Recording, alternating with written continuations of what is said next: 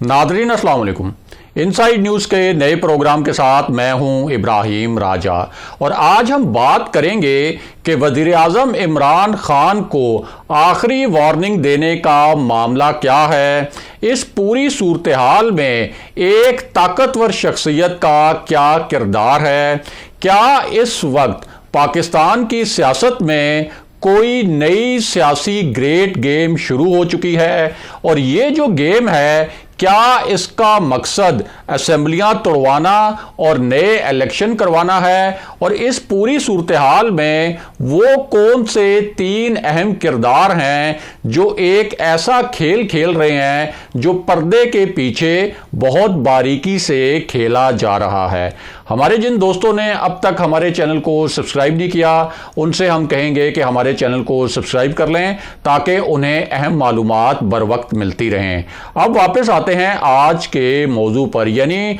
वज़ीर आज़म इमरान खान को आखिरी वार्निंग देने के पीछे असल कहानी क्या है और इस्लामाबाद में जो इक़्तिदार की राहदारियां हैं और इसके साथ साथ जो ताकतवर हलकों की राहदारियां हैं वहां किस नौयत की दो खतरनाक इतलात गर्दिश कर रही हैं। और ये जो इतलात हैं ये एक ऐसे वक्त में आ रही हैं जब एक ये तासुर बना कि कोई ताकतवर हलके जो हैं वो इस वक्त सिविल हलकों से कुछ फासले पर हैं और उन्होंने जानबूझकर ये जो फासला है ये अख्तियार भी किया है और ये तासुर भी दिया गया है कि अब ताकतवर हलके जो हैं उन्होंने एक फासला अख्तियार करना शुरू किया है जो कि हुकूमती हलके हैं। इसके साथ साथ हुकूमती हलकों में भी एक ऐसी इतला गर्दिश कर रही है और एक ऐसी इतला ज़ेरे बहस है और इस तरह की डिस्कशन हो रही है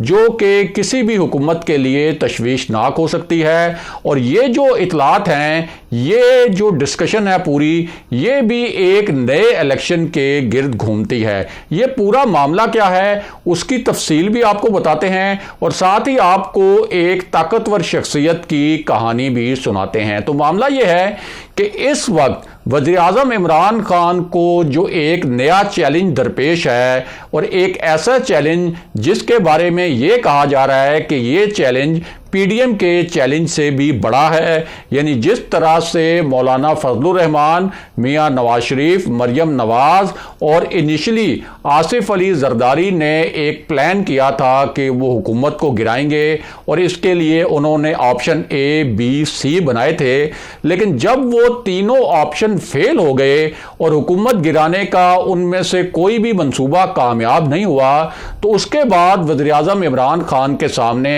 एक और बहुत बड़ा चैलेंज आ गया। और ये जो चैलेंज था ये देखते ही देखते चंद दिनों में ही इतना संगीन हो गया कि ऐसा लगने लगा कि जो नुकसान पीडीएम नहीं पहुंचा सकी हुकूमत को वो नुकसान इस नए चैलेंज के बायस वज़ीर आज़म इमरान खान और उनकी हुकूमत को हो सकता है। और ये जो सिलसिला है ये सारा सिलसिला शुरू हुआ एक ताकतवर शख्सियत की वजह से और वो मामला ये है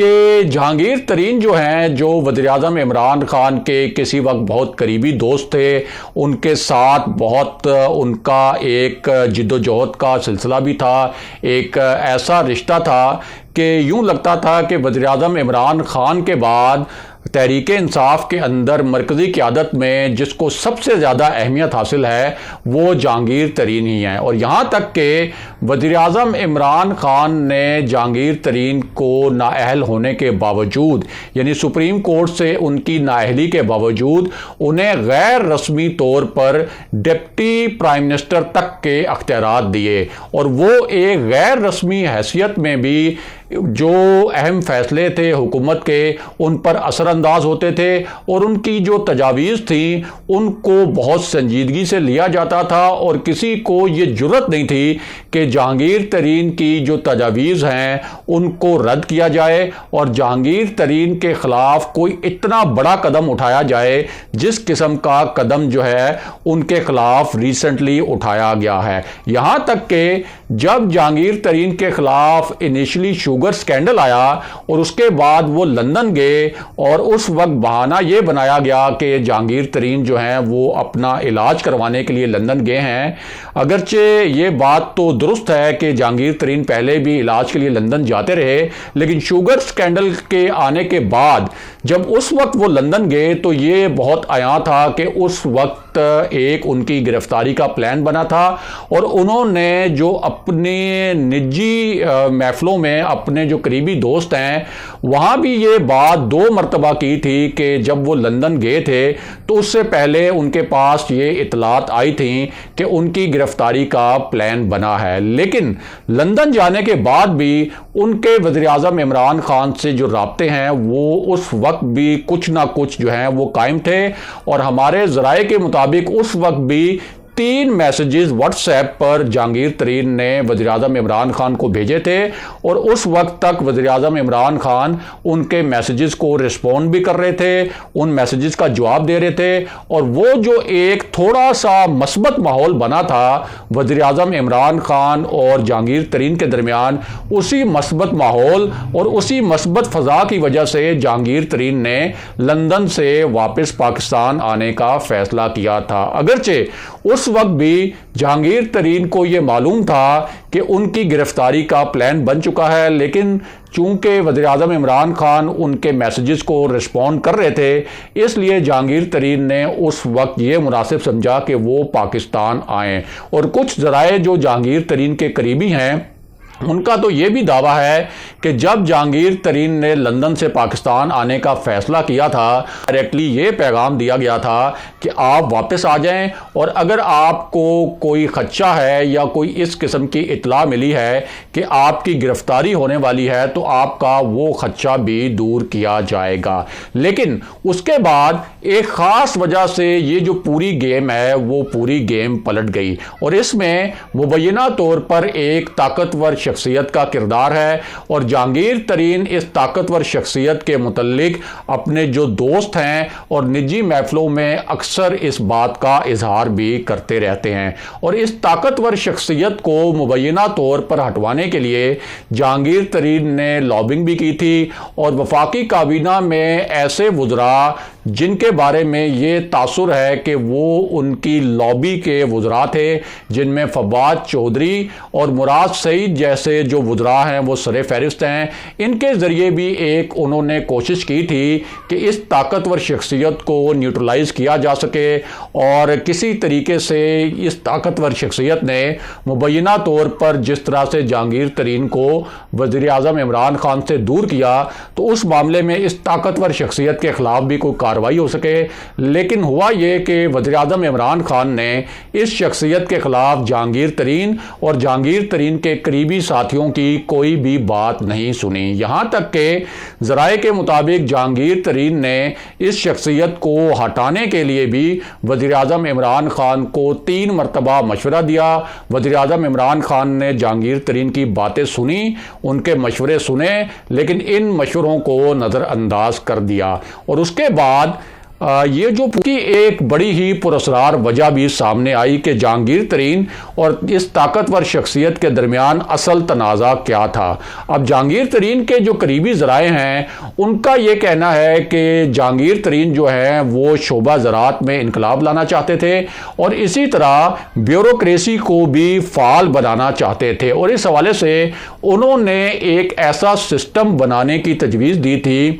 اور یہ کہا تھا کہ ایک ریسورس یونٹ بنایا جائے تاکہ یہ جو ایک افسر شاہی ہے جس کے متعلق حکومتی حلقوں میں یہ تاثر ہے کہ یہ جان بوجھ کر جو ہے وہ وزیر اعظم عمران خان کو ناکام بنانے کی کوشش کر رہی ہے، اس افسر شاہی کو کیسے فعال بنایا جائے۔ لیکن اس وقت یہ جو طاقتور شخصیت ہے اس نے جہانگیر ترین کے قریبی ذرائع کے مطابق یہ سمجھ لیا کہ یہ جو ریسورس یونٹ بنانے کی تجویز آئی ہے یہ تو اصل میں میرے خلاف سازش ہے، اور ایک طرح سے میرے اختیارات جو ہیں وہ کم کرنے کی کوشش کی جا رہی ہے۔ اور اس وقت جہانگیر ترین نے ایک فائل ایسی تھی جو کہ وزیر اعظم آفس بھیجی، اور ان کی ایکسپیکٹیشن یہ تھی، ان کی توقع یہ تھی کہ یہ جو فائل ہے اس کے اوپر وزیر اعظم آفس سے آرڈر جاری ہوگا، لیکن ان کی توقع کے برعکس وہ جو فائل تھی وہ اس وقت روک لی گئی اور وہاں سے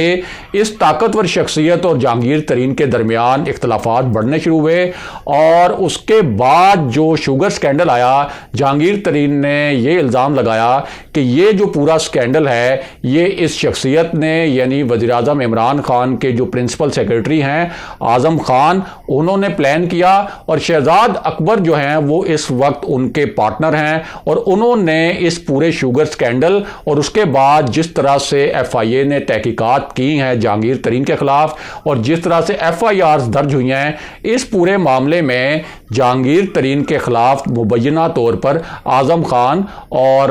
جو شہزاد اکبر ہیں وہ شامل ہیں۔ اب اس نئی صورتحال میں جہانگیر ترین کی جو تازہ ترین پیشی ہوئی ہے، اس موقع پر راجہ ریاض نے جہانگیر ترین کے ساتھ کھڑے ہو کر کس نوعیت کا پیغام پہنچایا وزیر اعظم عمران خان کو۔ راجہ ریاض کا یہ کہنا تھا کہ ہم جو ہیں ایک آخری چانس لے رہے ہیں اور آخری موقع دے رہے ہیں اس حکومت کو کہ وہ جہانگیر ترین کے ساتھ جو اس وقت مبینہ زیادتی ہو رہی ہے اور جو مبینہ ناانصافی ہو رہی ہے وہ اس ناانصافی کا ازالہ کرے، ورنہ ہم جو ہیں وہ اپنا اگلا لائحہ عمل کا اعلان چند دن میں کر دیں گے۔ اور اس کے بعد جہانگیر ترین کے ساتھ ان جو رہنماؤں کی سٹنگ ہوئی جس کے متعلق یہ کہا جا رہا ہے کہ 40 ارکان اسمبلی وہاں موجود تھے، تو وہاں باضابطہ یہ تجویز پیش کی گئی کہ یہ جو 40 ارکان اسمبلی ہیں اگر جہانگیر ترین کے خلاف یہ کارروائی نہیں رکتی تو وہ استعفیٰ دیں گے، اور دوسری تجویز یہ پیش کی گئی کہ وہ کوئی دوسری جماعت کا آپشن بھی دیکھیں گے۔ یعنی انہوں نے تاثر یہ دیا کہ یہ جو پورا معاملہ ہے اگر جہانگیر ترین کے خلاف مبینہ انتقامی کارروائی نہ رکی تو یہ 40 ارکان اپنا کیمپ بدل کر حکومتی تختہ جو ہیں وہ بھی الٹا سکتے ہیں۔ دوسری جانب وزیر اعظم عمران خان نے یہ جو پورا میسج ہے جہانگیر ترین کا، یہ جو پاور شو تھا، اس کو کوئی اچھے طریقے سے اس پیغام کو نہیں لیا۔ جو کچھ ایسے افراد ہیں اور ایسی شخصیات ہیں جن کے متعلق یہ تاثر ہے کہ وہ اعظم خان اور شہزاد اکبر کے بہت قریب ہیں، انہوں نے وزیر اعظم عمران خان کو یہ باور کرایا ہے کہ یہ تو آپ کو بہت برے طریقے سے سیاسی طور پر بلیک میل کیا جا رہا ہے، اس لیے اب تو جہانگیر ترین اور ان کے یہ جو 7 ارکان ہیں ان کے خلاف جو ہے وہ کارروائی ضرور ہونی چاہیے۔ ان کے ساتھ جن جو ارکان کھڑے ہیں ان کے خلاف پارٹی سے ایک ان کی وفاداری کے حوالے سے ایک انضباطی کارروائی ہو، ان کو وارننگ دی جائے، اور جہانگیر ترین کے خلاف جو ہے وہ ایف آئی اے کے ذریعے ضرور کارروائی جو ہے وہ کروائی جائے۔ لیکن یہ سب معاملہ اب اتنا آسان نہیں لگتا، کیونکہ یہ جو 40 ارکان ہیں حکومت کو بھی معلوم ہے اور وزیر اعظم عمران خان کو بھی معلوم ہے کہ اگر جہانگیر ترین کے اشارے پر انہوں نے اپنا کیمپ تبدیل کیا تو پھر یہ جو حکومت ہے اس کا قائم رہنا ناممکن ہو جائے گا۔ اگلے پروگرام تک کے لیے خدا حافظ۔